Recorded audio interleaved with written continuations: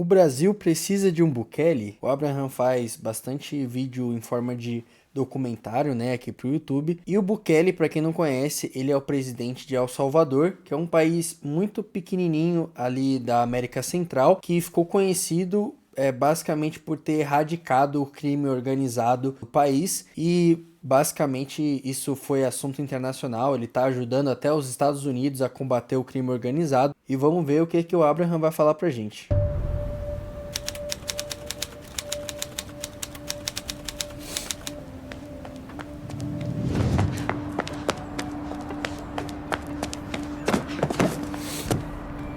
Este é Miguel. Infelizmente, ele não está brincando de pega-pega.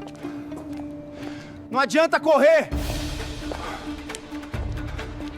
Miguel vive em El Salvador, um país do tamanho de Sergipe, conhecido por 3 coisas: praias, pupusas e, é claro, violência.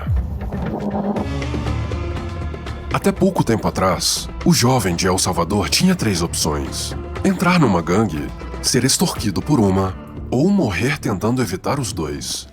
Levanta daí, moleque. Você achou mesmo que ia passar aqui sem pagar o pedágio?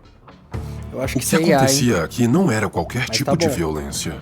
El Salvador era um lugar onde as facções mandavam mais que presidentes. Sabemos que somos gangsters. Sabemos que somos loucos. A taxa de homicídios, 5 vezes maior que a do Brasil. E olha que o Brasil já é um dos líderes mundiais nesse quesito. Mas nos últimos 4 anos, algo mudou. Num piscar de olhos, um dos países mais perigosos do mundo se tornou o mais seguro da América Latina. As ruas estão limpas, a economia vai bem, o Bitcoin é moeda oficial e a sensação de segurança nas ruas está atraindo turistas do mundo inteiro. O motivo para essas mudanças repentinas tem nome. Devolvimos las calles de nuestro país a nuestra gente y establecimos una floreciente industria turística. Le dimos a miles de salvadoreños que huyeron de las guerras y de la pobreza un país al cual regresar. Nayib Sim. Bukele, presidente, popstar, herói do povo, pesadelo dos bandidos.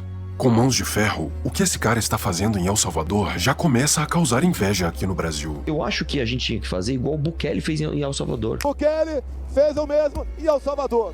Podemos fazer o mesmo aqui. Se fala muito aí do Brasil ter uma espécie de Bukele, seria o exemplo de um caso bem sucedido. Na verdade a segurança pública do Brasil tá bem fragmentada, porque a gente tem o conhecimento de estados brasileiros como o Rio de Janeiro e a Bahia, por exemplo, estarem muito afetados, principalmente pelo organizado. E quando a gente olha para a efetividade que não é você fazer um sistema brutal de fazer uma caça às bruxas, não é nada disso. Mas a gente sabe que para uma sociedade ser equilibrada, as consequências elas precisam estar estabelecidas e infelizmente algumas pessoas vão cometer crimes e esses crimes deveriam ser penalizados. E é o que aconteceu lá em El Salvador e é o que precisa acontecer aqui no Brasil. Que chegue alguém e buquelize esse país aqui. Obrigado, presidente. Morando no Brasil, é impossível não sentir inveja do que está acontecendo lá. As gangues armadas desapareceram, os homicídios caíram 90% e o pânico nas ruas deu lugar ao turismo. Tudo isso em menos de 4 anos.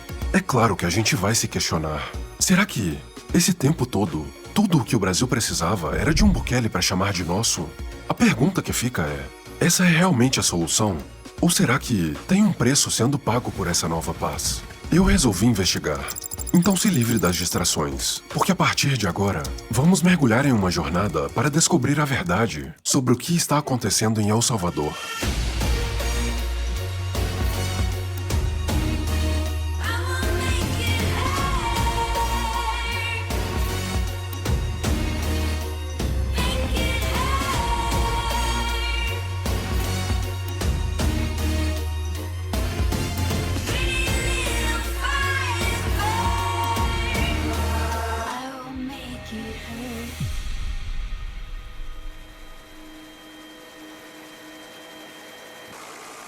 Antes de entendermos a nova paz em El Salvador, é preciso antes entender como surgiu o caos.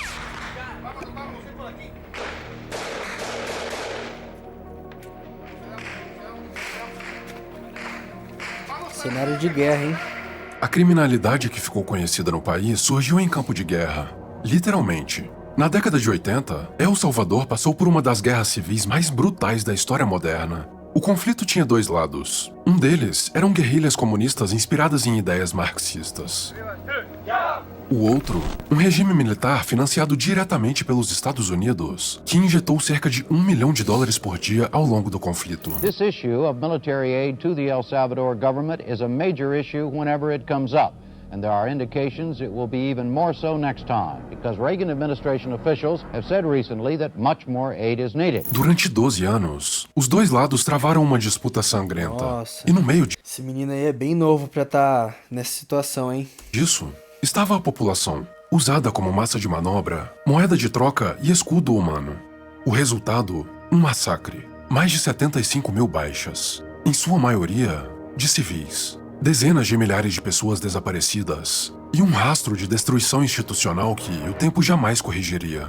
Em 92, a guerra acabou no papel. A ONU declarou que o país havia voltado à normalidade. Mas na prática, o que aconteceu foi bem diferente. O país saiu destroçado, economicamente falido, certeza. institucionalmente desorganizado e psicologicamente traumatizado. Com milhares de militares desempregados e armamento espalhado pelo território, a violência passou a ser a linguagem social do país. E o Estado, já enfraquecido pela própria guerra que provocou, deixou um vácuo de poder. É aí que entra um fator-chave que faria com que El Salvador ficasse conhecido como um dos países mais perigosos do mundo. O Estado, por definição, deveria concentrar esse status de poder e inferir, né, na população que existem consequências para os atos, principalmente os atos criminosos. Só que quando as instituições não cumprem o papel delas de forma ativa, e muitas vezes não é nem culpa somente das instituições, a gente tem o caso do Rio de Janeiro, por exemplo. O Rodrigo Pimentel, ele fala muito no canal dele sobre essas questões, de que muitas vezes não se trata nem de não existir o interesse da polícia de resolver ali o problema da violência, da criminalidade nos morros ali do Rio de Janeiro, nas áreas mais periféricas. A questão é que o governo muitas vezes coloca entraves muito arbitrários, aleatórios, que impedem que essas instituições como o BOP, por exemplo, consiga ter mais áreas de atuação. Falta muita verba, muitas vezes. Hoje, quando você conversa sobre qual é a principal vítima da violência no Brasil, o morador de periferia. Porque quase todos os latrocínios se concentram em áreas pobres, né? Uhum. Que é o roubo com morte, né? O PSB, um partido socialista, na figura do deputado, na época, deputado Molon, pediu aí ao STF um remédio, uma solução jurídica lá junto ao STF, chamado ADPF. Proibiu as operações policiais do Rio de Janeiro. Na verdade, não proibiu. Na verdade, amarrou essas operações a vários procedimentos. Um dos procedimentos é você comunicar à rede estadual e municipal de ensino a operação policial, para que o diretor da escola possa suspender a aula. Sim. Aí eu pergunto para qualquer um de nossos ouvintes: se você é diretor de uma escola, dentro de uma área do Comando Vermelho, e você recebe a informação que vai ter operação no dia 22, às 9 da manhã. Você vai guardar essa informação para você ou você vai comunicar ao Comando Vermelho? Você não tem opção, viu? Eu acho que você é uma obrigação, né? Para você permanecer vivo, né? Porque o Comando Vermelho, ô diretor, pô, pelo amor de Deus, tu sabia, meu irmão. O Rio de Janeiro acaba sendo um caso muito caricato disso aqui no Brasil, mas esse problema de segurança pública está atingindo aí outros estados. A Bahia é um dos estados mais afetados. Pernambuco também, a área do Nordeste ali é bem centralizada nesse sentido. E pelo que parece de fora, o estado não quer saber, o estado não quer resolver. As maras.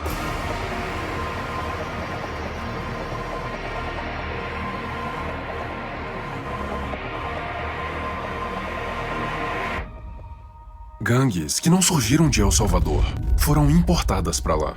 Durante a guerra, milhares de salvadorenhos fugiram para os Estados Unidos e se estabeleceram em bairros pobres de Los Angeles. Seus filhos cresceram em meio a gangues e criaram seus próprios códigos de conduta.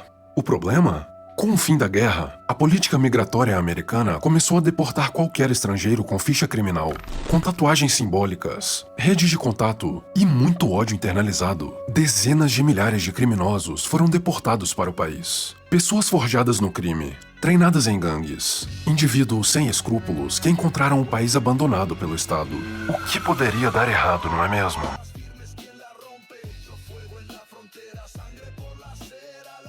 Você vê que desde criança aí a molecada, infelizmente, largada aí pelo Estado e principalmente pelo contexto onde elas são obrigadas a viver, O caminho, infelizmente, em últimas consequências, é uma escolha, mas ainda assim é uma escolha que muitas vezes é quase que imposta à pessoa porque ela não tem uma rede de apoio, o Estado não é presente, então muitas vezes só resta ficar na miséria sem perspectiva ou ir para que e apesar de ter uma vida curta, pelo menos ter algo para se fazer ao longo do dia. E de novo, não estou evocando a ideia de que se a pessoa nasce nesse contexto, ela automaticamente vai se tornar, né, isso no final do dia acaba sendo uma escolha, mas citando novamente o Rodrigo Pimentel aqui, ele comentou já que quando um garoto sai ali da venda de droga ali do ponto de droga lá no Rio de Janeiro, por exemplo, existem mais 400 jovens na fila querendo esse trabalho, né? Então é uma situação bem complicada. Em pouco tempo, as gangues já dominavam bairros inteiros, impunham toque de recolher, extorquiam comerciantes e recrutavam crianças à força. O vácuo de poder havia sido preenchido. El Salvador estava sob novo comando. Em 2012, o Estado fez o que estados fazem de melhor. Não só tolerar o mal, como também negociar com ele. La Mara Salvatrucha y Barrio 18 llegaron a un acuerdo para cesar los ataques entre sí y comenzar el desarme progresivo de sus miembros. Consiste en un simbólico desarme parcial de nuestras estructuras. Uma trégua foi firmada em segredo entre o governo e as principais lideranças de gangues. O acordo era simples: menos homicídios, em troca de dinheiro e benefícios nas prisões. No começo, a violência diminuiu, mas era uma paz estatística, um teatro feito para agradar a opinião internacional. É claro, não durou muito tempo. Em 2015, o país bateu 104 homicídios por 100 mil habitantes. Era o mais letal do mundo. Os números falam por si. Entre 1992 e 2022, El Salvador registrou cerca de 130 mil homicídios, quase o dobro das mortes da própria guerra civil. Por décadas, o país foi uma terra sem lei. Era como se o território tivesse sido condenado a viver eternamente ajoelhado perante ao mal. O povo já não acreditava mais em soluções, só mesmo um milagre para salvar aquele país. Um milagre que ninguém acreditava ser possível. Talvez uma ironia do destino. Um salvador em El Salvador. Alguém sem medo, disposto não só a enfrentar o sistema, mas quebrá-lo de dentro para fora. E então, o improvável aconteceu. Juramos que cambiaremos nuestro país contra todo obstáculo, contra todo enemigo, contra toda barrera, contra todo muro. Nadie se interpondrá entre Dios y su pueblo para poder cambiar El Salvador. Muchas gracias. Que Dios bendiga El Salvador, que Dios bendiga el nuevo gobierno y que Dios bendiga a uno y cada uno de los salvadoreños.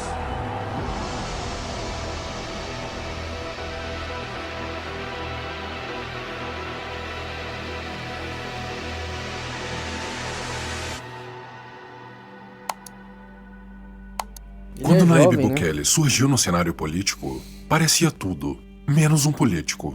Era jovem, carismático, nada de paletó e gravata. Usava camiseta, boné pra trás e, o ponto principal, era nativo das redes sociais.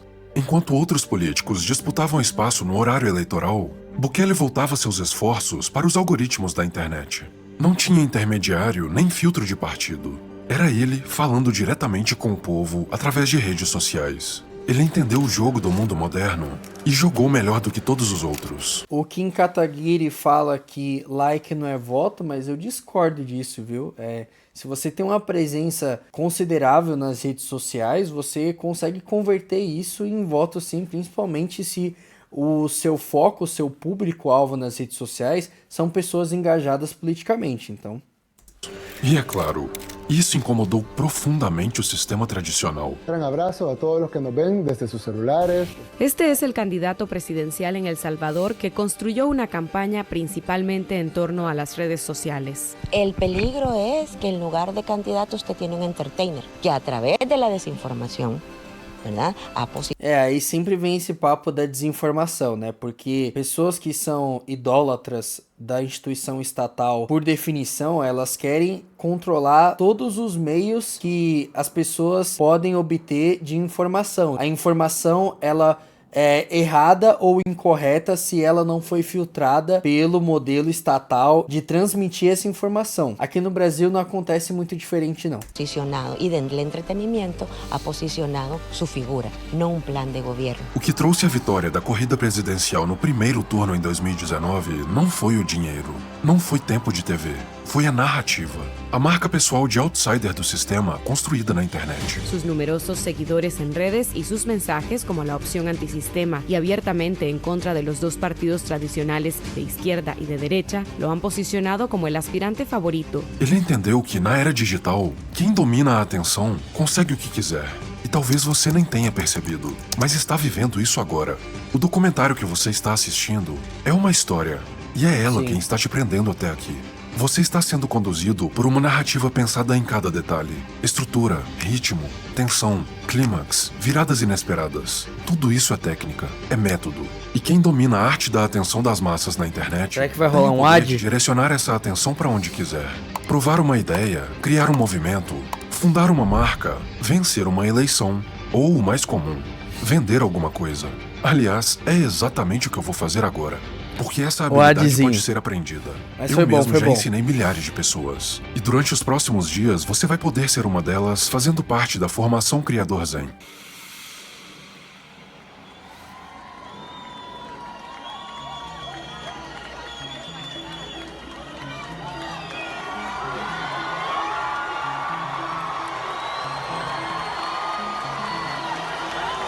Corajoso ele aparecer com a mulher grávida, fazendo o que ele se propôs a fazer. Né? Quando assumiu a presidência em 2019, Bukele carregava nos ombros uma expectativa quase messiânica. A esperança de um povo que, por décadas, viveu ajoelhado perante ao crime. Na terra dos acordos sujos, ele era a promessa de ruptura. Disse que iria acabar com a velha política, que jamais se curvaria às gangues e que o sistema seria desmontado. Mas não foi bem assim que começou. Uma coisa é falar que vai romper com o sistema. Outra é colocar isso em prática, fazendo parte dele. Un equipo del medio salvadoreño El Faro consiguió entrevistar a dos líderes pandilleros salvadoreños que revelan por primera vez que pactaron durante años con el entorno político del actual presidente de El Salvador, Nayib Bukele. Esta entrevista es parte de una investigación que desde el 2018 ha recolectado diferentes documentos que apuntan a las relaciones entre las tres principales organizaciones criminales del país y el gobierno. Mesmo com a faixa presidencial no peito, as engrenagens da velha política seguiam girando. Então, Bukele seguiu o caminho mais fácil: negociar com o crime. O acordo era o de sempre. As facções diminuíam os delitos e o governo os presenteava com regalias. Era o mesmo jogo sujo de sempre. Nada de novo debaixo do sol. Mas talvez essa fosse a única alternativa viável. Porque mesmo jogando o velho jogo, era nítido que havia algo de diferente na postura de Bukele. Uma ambição que ficou clara em junho de 2021. Iniciativa del presidente de la República por medio de la ministra de Economía en el sentido se emita lei Bitcoin. O Bitcoin, ele é uma alternativa ao dinheiro que os bancos centrais emitem, né? No caso, Banco do Brasil, real, Fed lá nos Estados Unidos, dólar. E é claro que ainda existem muitas coisas a serem resolvidas nesse meio de pagamento através do Bitcoin, mas é evidente que o Bitcoin ele é sim uma alternativa viável e o Bukele, através da iniciativa que ele fez, mostrou isso. Além de que, se os Estados Unidos começar a fazer caquinha, entre outras questões, se o país fosse totalmente lastreado no dólar, isso poderia afetar de certa forma, apesar de que o dólar vai ser a última moeda mundial a ser afetada caso haja uma grande crise, mas mesmo assim as possibilidades estão aí. E o Bukele, com esse movimento, sendo que o país é um país de uma projeção geográfica bem pequena, do tamanho de Sergipe, como o Abraham citou aí no começo do vídeo, seria perfeito, foi o procedimento perfeito para poder experimentar algo em média grande escala, e foi o que ele fez. Se aprueba la ley en términos generales. Era oficial. El Salvador era o primeiro país do mundo a adotar o Bitcoin como moeda de curso legal. A maior parte da população nunca havia ouvido falar sobre Bitcoin. E isso também dificulta que o governo use a emissão desse dinheiro para poder emitir dívida, né? Ou até mesmo aumentar a própria dívida do governo com gastos exorbitantes, que é o que acontece aqui no Brasil, todo mundo já sabe disso. Então, realmente é uma alternativa bem interessante que ele adotou, que obviamente teve resistência aí, principalmente da galera que ama o Estado e quer usar ele pro próprio benefício, né? Então, obviamente, isso gerou medo e resistência interna. Foi no meio de vários protestos e solavancos que El Salvador se tornou no primeiro país do mundo a adotar a Bitcoin como moeda oficial. El Salvador tornou-se numa cobaia. Somos todos uma experiência monetária que só vai prejudicar os mais pobres e desprotegidos. Calma lá, amigão. Não queremos essa moeda, só nos vai trazer problemas. Os pobres que vendem fruta no mercado, como é que vão fazer? Não queremos esse dinheiro. Tudo que começa é difícil, não tem o que fazer. E é claro que as pessoas menos instruídas, principalmente instruídas digitalmente, iam ter mais dificuldade, isso é evidente. Mas passando dessa barreira, com certeza aí, o tempo tá mostrando isso. Adotar o Bitcoin foi uma estratégia bem interessante e eu digo mais para vocês, não dá para afirmar, mas a tendência do Bitcoin é sempre dar 2 passos para frente e 1 para trás, ou seja, o Bitcoin subiu para 110 mil, aí ele volta para 100, aí depois ele sobe para 120 mil, aí ele volta a estabilizar em 110 mil dólares, aí ele sobe para 200 mil, aí depois ele volta para 150 e assim por diante, mas dificilmente o valor do Bitcoin vai chegar a zero, principalmente devido às leis imutáveis da economia, que um produto escasso ele tende a se valorizar. E é o caso do Bitcoin. A cada ano que passa, ele vai se tornando cada vez mais escasso e com as instituições financeiras tendo cada vez mais interesse nesse ativo, grandes fundos de investimento e assim por diante, com certeza o Bitcoin ele só tende a subir. Isso não é uma certeza, mas é o que todos os índices mostram pra gente. Não caiu no gosto popular.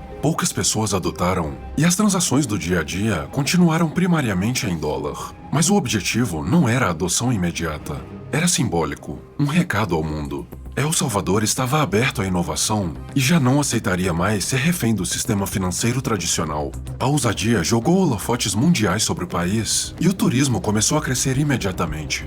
Empresas de tecnologia começaram a observar El Salvador e Bukele foi além. Convicto de que o ativo seria a alavanca econômica dos cofres públicos, ele começou a utilizar recursos do Estado para comprar um Bitcoin por dia, medida que se provou um acerto em 2024 com o início do bull market. Até aquele momento, essa havia sido a política mais ousada do governo Bukele. Trouxe muita atenção ao país. Mas El Salvador precisava de mais do que atenção. Precisava de ação. E a verdade é que ninguém estava preparado para o que estava prestes a acontecer. Uma decisão que mudaria tudo para sempre. Más de 600 pandilleros han sido detenidos en todo El Salvador en los primeros 2 días del régimen de excepción. No nos vamos a quedar solamente en el área urbana. Este sábado se cerró con una cifra oficial de 62 muertos, que es algo que nosotros como salvadoreños no podemos permitir. La respuesta del gobierno fue inmediata. El presidente Nayib Bukele pidió a la Asamblea Legislativa la aprobación del régimen de excepción. Con el estado de emergencia declarado por el Parlamento a petición del presidente Bukele, se han suspendido 4 garantías constitucionales.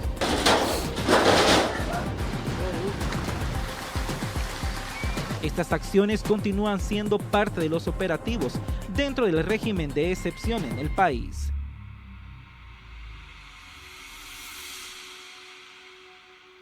Em março de 2022, houve uma quebra dos acordos secretos entre as maras e o governo Bukele. O país viveu algo sem precedentes. Em um único final de semana, 87 pessoas foram mortas por gangues em El Salvador. Querían demostrarle al presidente Nayib Bukele que ellos tenían el control.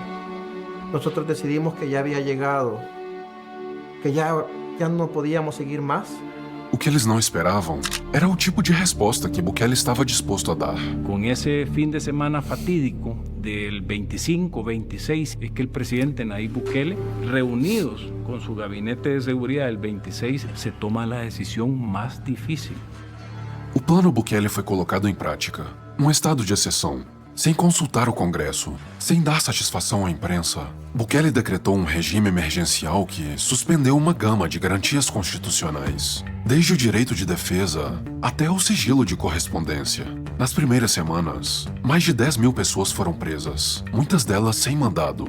Eram julgadas pela aparência, tatuagens, roupas e trejeitos. Foram construídas novas penitenciárias. A maior delas ficou conhecida mundialmente.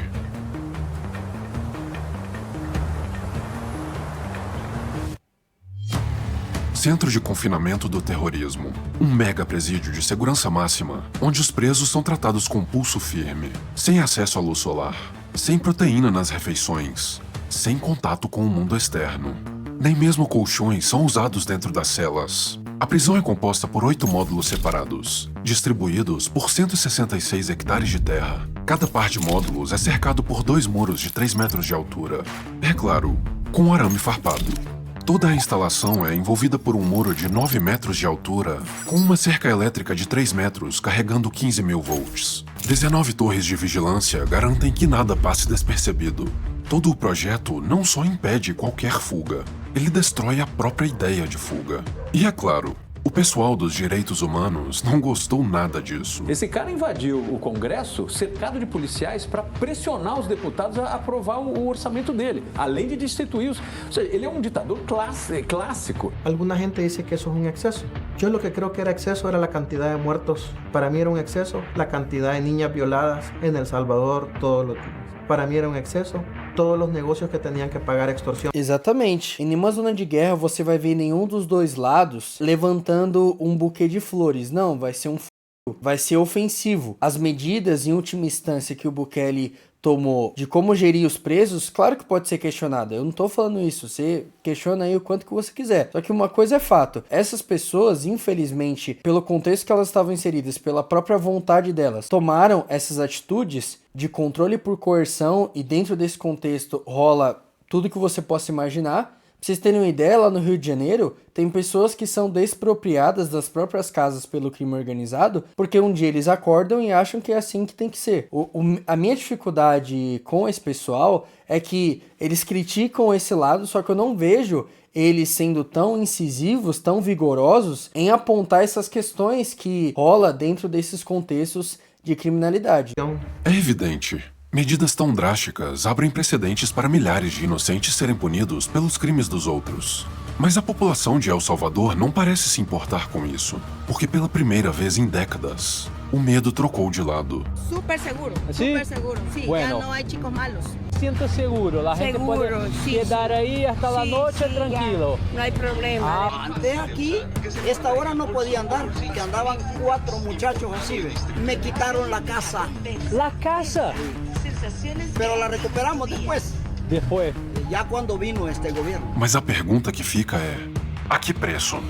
Pelo visto, não é só uma exclusividade do Rio de Janeiro, né, que acontece essas coisas, porque onde existem esses contextos, é evidente que essas ações, elas vão se repetir, é só uma questão de tempo.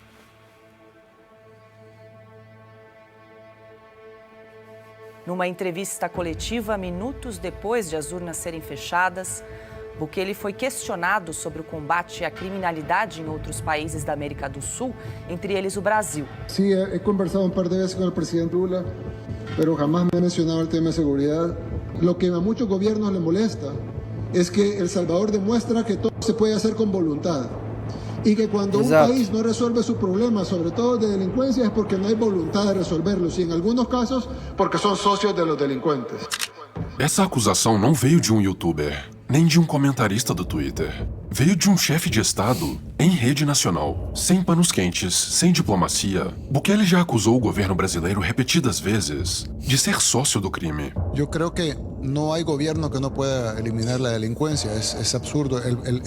O governo, ele é o status quo máximo de regimento que uma sociedade possui, e dizer que o crime não pode ser contido, é claro que vão haver consequências. Coisas ruins vão acontecer no processo, mas são escolhas que precisam ser tomadas. Ou deixa que o Estado paralelo continue se desenvolvendo, que é o que acontece em determinadas regiões do país com mais frequência, né, e volume, ou você toma uma atitude. El Leviatán, el Estado, siempre es más fuerte que cualquier organización criminal. Y claro, O Estado é mais forte do que a população, tanto para o bem quanto para o mal. Haja vista os acontecimentos do mundo no século XX, que eu não preciso nem comentar, que todo mundo já sabe o que aconteceu no século XX. La organización criminal de Brasil es mucho más grande, pero también el Estado de Brasil es mucho más grande y fuerte y poderoso que la organización criminal. Y aquí en Latinoamérica controlan sectores grandes de México, controlan sectores grandes de Colombia, controlan sectores grandes de Brasil.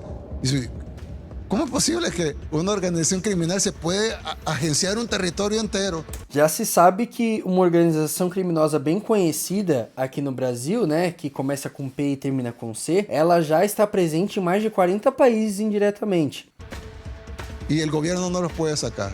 Porque estão no governo. Por isso. O brasileiro é obrigado a refletir sobre isso e se questionar: será que a solução para o nosso país seria o que Bukele está fazendo em El Salvador? A comparação é inevitável. O contraste é doloroso. Não é à toa que nos últimos tempos surgiu um novo termo que vem sendo ostensivamente repetido na internet: o verbo bukelizar.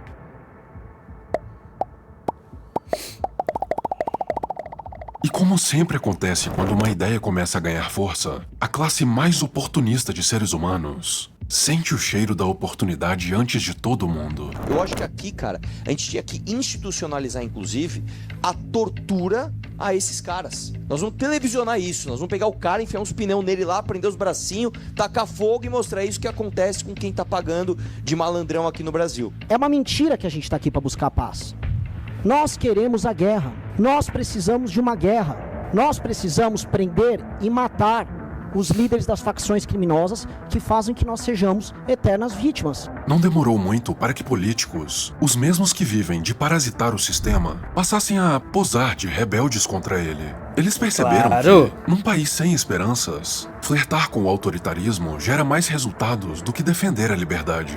Não se iluda, político algum quer lutar contra o sistema. O que todos eles querem é que o chicote finalmente mude de mãos para que eles finalmente possam usufruir do gosto do poder. Exatamente. Ou você deixa de ser esta pessoa e se torna parte de um exército cujo único objetivo é chegar no poder, ou acabou.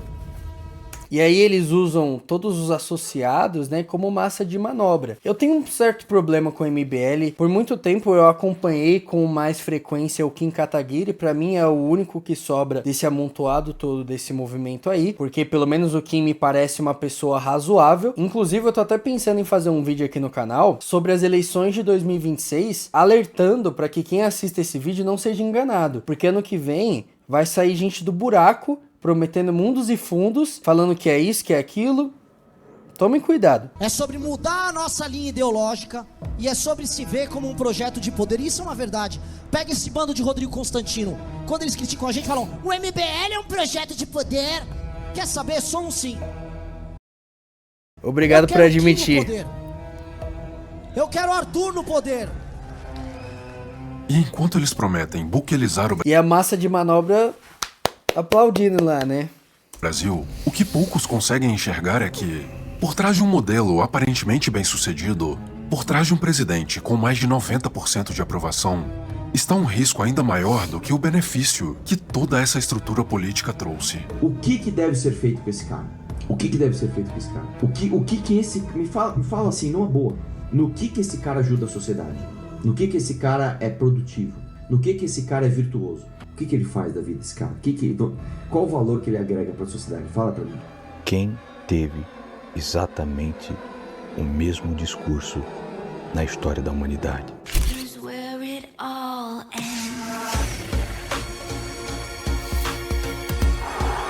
Aí é duro, rapaziada.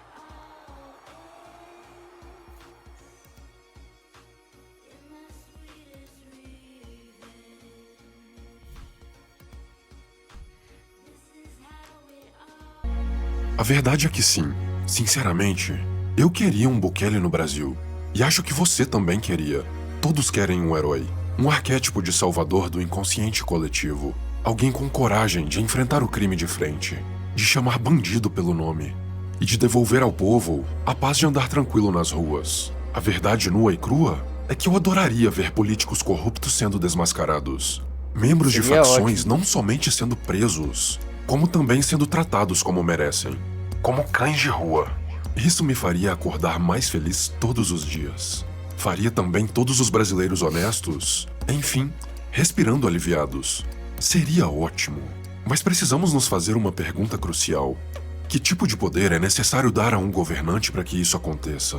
Bukele está prendendo pessoas sem mandado, sem julgamento, muitas delas inocentes. Articulou o parlamento para controlar... Isso é a tangente que a gente precisa analisar, que eu comentei com vocês. Que, infelizmente, a ação drástica ela tem consequências muitas vezes arbitrárias. Então, a gente precisa medir isso. Para a população em geral, tá tudo ótimo, principalmente lá em El Salvador. Mas essas questões, é claro que elas precisam ser debatidas, elas devem ser debatidas. Ninguém tá falando que não. Controlar os 3 poderes. Mudou a Constituição para garantir a própria reeleição. E já estendeu o estado de exceção no país mais de 30 vezes. E apesar de felizes... Os cidadãos de El Salvador vivem hoje num regime onde as garantias básicas estão suspensas. Por enquanto, o sentimento geral é de que os fins justificam os meios. Mas este foi o exato pensamento que criou alguns dos maiores tiranos da história. No século XX, a Itália estava mergulhada em caos, greves, inflação, crimes e miséria. Foi então que surgiu um herói. Alguém com pulso firme, com um discurso patriótico propondo soluções drásticas, mas efetivas. E no começo, ele cumpriu exatamente o que prometeu. Devolveu orgulho ao povo, fez reformas, cortou privilégios, criou empregos e conquistou aprovação massiva. Seu nome? Benito Mussolini, conhecido hoje como um dos maiores tiranos da história da humanidade. Não sabemos o que acontecerá em El Salvador. Muito menos o que aconteceria se tivéssemos um Bukele no Brasil. Mas o que sabemos é que... O poder corrompe, e o poder absoluto corrompe absolutamente. Por eu não me considerar uma pessoa de esquerda ou de direita, e aí as pessoas vão me chamar de isentão e, enfim, é uma consequência, eu não consigo me prender de forma integral a um tipo de pensamento cauterizado, como do MBL, por exemplo, ou como do PSOL, ou algo do tipo. Eu sempre tento medir até que ponto as posições são consideráveis, né? São razoáveis. E isso deveria ser o padrão, porque é claro que existem coisas que você pode levar até as últimas consequências porque é a única alternativa viável. Mas quando você resolve ser absorvido por uma narrativa, você não consegue observar todo o entorno que essa narrativa tem. Seja dos benefícios, seja dos malefícios. Você só fica preso à propaganda. Eu acredito que o Bukele fez lá em El Salvador é benéfico do ponto de vista da segurança pública, mas é claro que nesse ponto de vista político precisa ser analisado porque o regime militar aqui do Brasil era para durar 6 meses e durou 20 anos. E aí basta saber, nessa linha tênue, o Bukele ele vai querer ultrapassar os limites? Se o Brasil precisa de um Bukele, eu sinceramente não sei dizer. Só o que eu sei é que prefiro virar as costas para um sistema que virou as costas para mim do que esperar por um Messias que surja prometendo me salvar. A solução é incerta, mas o que podemos fazer é cultivar nossos interesses individuais, nos manter conscientes, ingovernáveis e criar uma estrutura de vida que minimize nossa dependência do Estado. Mas fique atento, porque é impossível se proteger de um inimigo que você não conhece de verdade. Então, se você ainda não entendeu quem realmente está no comando do Brasil, assista... Esse provavelmente é o vídeo mais polêmico do canal, mas se você curtiu, deixa o like, se inscreve. Talvez tenha outros vídeos aqui que possam te interessar, mas para esse vídeo é isso. Até a próxima. Tchau.